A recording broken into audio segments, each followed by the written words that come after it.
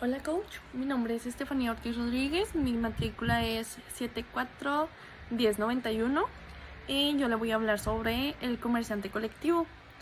Es importante comenzar con el contrato social, ya que el artículo 2688 del Código Civil lo establece como por el contrato de sociedades los socios se obligan mutuamente a combinar sus esfuerzos y sus recursos para la realización de un fin en común.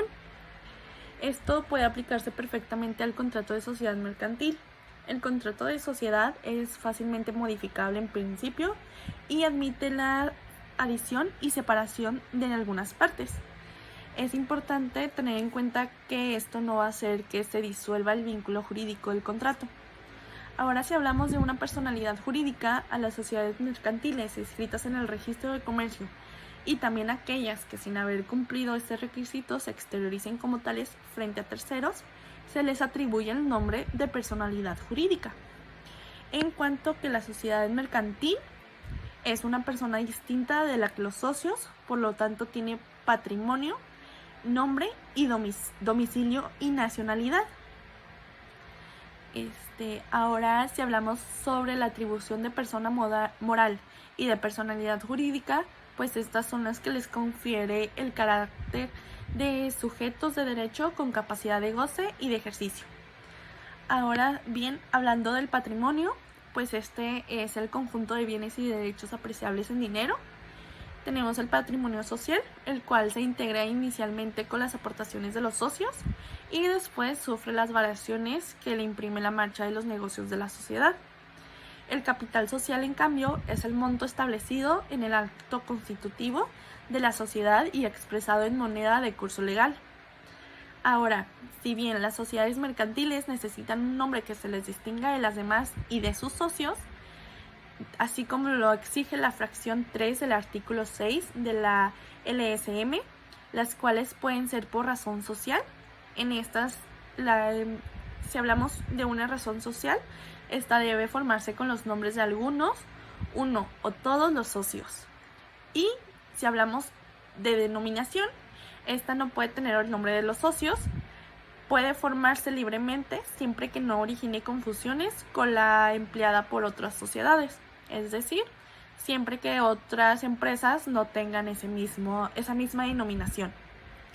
Ahora, ante la escritura constitutiva, el artículo 5 de la LSM exige que la constitución de las sociedades mercantiles se haga constar ante el notario y realizar una escritura pública. Es importante mencionar que el artículo 19 del Código de Comercio establece que la inscripción en el Registro Público de Comercio es obligatoria para todas las sociedades mercantiles. Es importante también tener en cuenta que existen algunas clasificaciones de sociedades mercantiles. Estas pueden ser por enumeración legal o por otros criterios de clasificación. Soy Leonardo Alberto Alonso Espinosa, matrícula 741410, y voy a hablar de la propiedad industrial, específicamente del nombre comercial, las marcas, los avisos comerciales y las patentes. Los nombres comerciales son signos distintivos que protegen la titularidad de la empresa comercial. Esto es con el objetivo de evitar que se parezca o llegue a haber un grado de confusión entre los nombres de diferentes empresas, ya sea que desarrollen actividades similares, parecidas o totalmente diferentes. Estos van a tener una duración de 10 años y van a poder ser renovados por la misma cantidad de tiempo. Ejemplos de esto lo podemos ver con Nike Incorporation, Google, Apple, Rappi, Lego, entre otros nombres comerciales. Y también me gustaría continuar con la marca para que se vea una diferencia, porque llega a haber a veces un grado de confusión entre el nombre comercial y la marca. Cuando hablamos de la marca, la podemos entender como un signo visible que distingue un producto o servicio. Una marca puede estar constituida también por una denominación o figuras visibles que sean lo suficientemente distintivas para estos productos o servicios. Pueden tener formas tridimensionales y también pueden contener los nombres comerciales siempre y cuando que estos no sean animados o que sean cambiantes. Dentro de las marcas tenemos diferentes clasificaciones como las industriales, las comerciales, las de servicios y las colectivas. Y también podemos mencionar que las marcas son diferentes. Tenemos las normativas que van a expresarse con letras o son muy simples. Ejemplo de esto es Pull&Bear, Sony, Office Max, Coca-Cola. También tenemos las emblemáticas, que estas van a ser una figura. Tenemos como ejemplo Nike con la palomita, McDonald's cuando simplemente tiene la M, la manzana de Apple. Y tenemos las mixtas, estas van a tener la combinación de las dos anteriores. Ejemplo, vemos McDonald's cuando tiene la M y también las letras de McDonald's. Adidas cuando tienen las tres, las líneas y el nombre. Lo podemos ver en Bimbo también.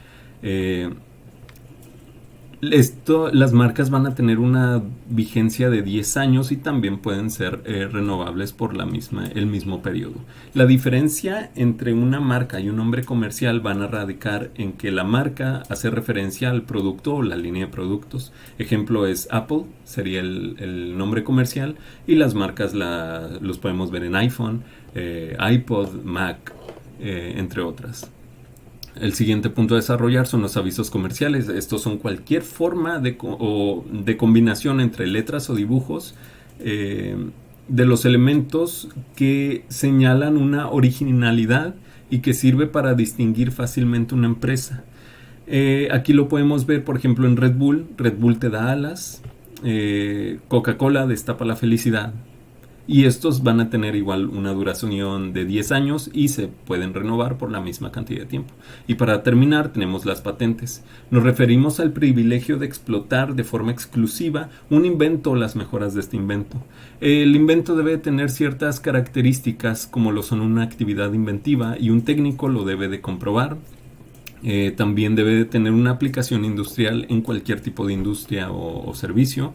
Y una vez que se consigue la patente se le otorgan unos derechos al titular, como que su nombre sea mencionado en la invención. Y las patentes van a tener una vigencia de 20 años, pero a diferencia de las demás, esta no va a poder ser renovable o extendida. Hola, ¿qué tal? Buenos días. Yo hablaré sobre la importancia que tienen los contratos en la parte laboral. Como ya sabemos, actualmente en México pues se tienen diferentes problemas debido al abuso o al desconocimiento de los derechos por parte de los trabajadores, que en cierta parte de las empresas muchas veces no terminan por informar correctamente al trabajador, lo que hace que se tengan estas cuestiones de falta de derechos. Considero que es de suma importancia que nosotros como personas y trabajadores sepamos adecuadamente en qué se debe basar un contrato y pues evitar que nos vaya a pasar algo en el futuro. Enumeré 10 elementos que son como los más importantes que se deben considerar a la hora de formar un contrato. El primero, pues bueno, como primera opción debe ser el nombre y el domicilio. Esto pues para saber el lugar de trabajo y dónde se va a estar recibiendo las actividades por parte del trabajador. El segundo apartado es el tiempo, ya sea si va a ser indeterminado o determinado. Esto pues para que el trabajador tenga bien especificado cuál va a ser el tiempo de labor en la empresa. Como tercer apartado son los servicios que deberán prestarse. Esto considero que es una parte muy importante, ya que con esto el trabajador va a saber qué actividades puede desempeñar en la empresa, cuáles van a ser válidas, cuáles no, y esto le permitirá desarrollarse y tener un mejor resultado a la hora de ejercerlo. Como cuarto sería el lugar de trabajo de la empresa. Especificar bien dónde sería el lugar, ya sea podría ser en la parte de mantenimiento, la parte de ventas. Ese tipo de especificaciones son muy importantes a la hora de generar el contrato. El siguiente apartado es la duración de la jornada, si va a ser de 6 horas, 8 horas, si va a ser de 12 horas incluso. Es importante que el contrato lo especifique de manera correcta para que el trabajador sepa y esté consciente pues, de los horarios que va a tener ejerciendo en la parte de la actividad de la empresa. El siguiente apartado, que es de hecho considero los más importantes, es la forma y el monto del salario. Esto para que no vaya a existir alguna confusión de a lo mejor eran, por decir un ejemplo, 6,000 pesos mensuales y terminaron siendo 4,000, pero los otros 2,000 son por prestaciones. Todo eso como especificarlo de manera correcta para que el trabajador lo tenga consciente y sepa cómo es que se le va a estar pagando. El siguiente apartado es el día y el lugar de pago, si va a ser por quincena, si va a ser mensualmente, si va a ser los miércoles, los lunes. Esto pues como ya sabemos es importante para que el trabajador pueda saber qué día se le va a estar dando su sueldo. El siguiente son los días de descansos, y como ya sabemos es importante que un trabajador goce de días de descanso, y en este apartado se debe especificar correctamente qué día es el que se va a estar descansando. Y finalmente, pues bueno, las capacitaciones, si el trabajador va a recibir algunas capacitaciones por parte de la empresa, esto para que haya un mejor proceso de inducción y el trabajador pueda desempeñarse de manera correcta en la parte de su trabajo. Considero que el saber estos elementos y conocerlos como trabajador es muy importante a la hora de buscar un trabajo y obtenerlo, para evitar que nuestros derechos pues vayan a ser mermados o abusados, y también como empresa pues para tener bien establecido cuáles van a ser los beneficios del trabajador y que no vaya a pasar ningún inconveniente más adelante. Gracias.